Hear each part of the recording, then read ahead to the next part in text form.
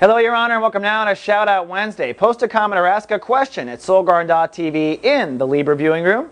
I'll do my best to shout back or answer to you 1 week later. Well, overcast, but I argue still feeling cool today for the judge and jury of the zodiac, the Librans. That's because the moon is in your sign for a second day in a row, putting emotional focus and ego in the same awareness.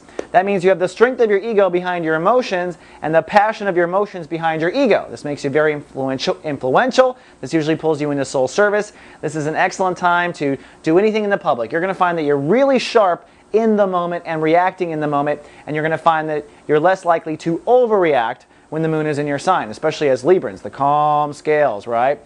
But there is some breakthrough today, but fortunately for you, it is mostly with just your philosophies and beliefs.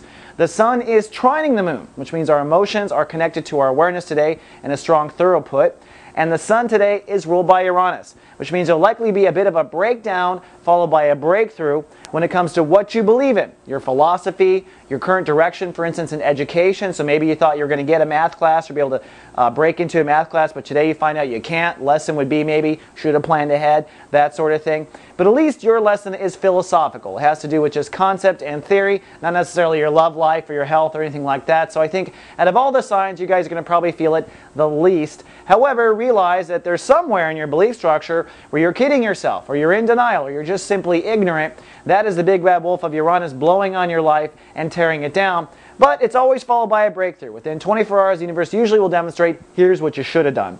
Then finally, for our shout out goes to a mentee, which actually was brought to me by our new director of Libras, Heather. By the way, if you haven't reached out to Heather, say hi. She's there to serve and educate and help you find information as Librans.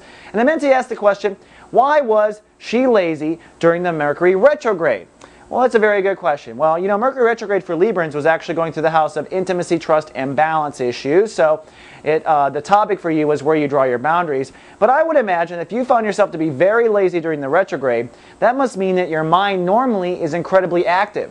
My guess would be that you're a person that's constantly using your mind to drive your life. Very mentally driven, moving forward all the time.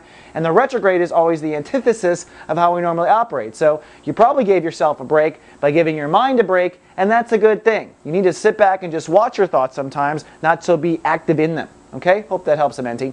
All right, that's all I have for Shout Out Wednesday. See you Libras tomorrow with more. Live, love, be.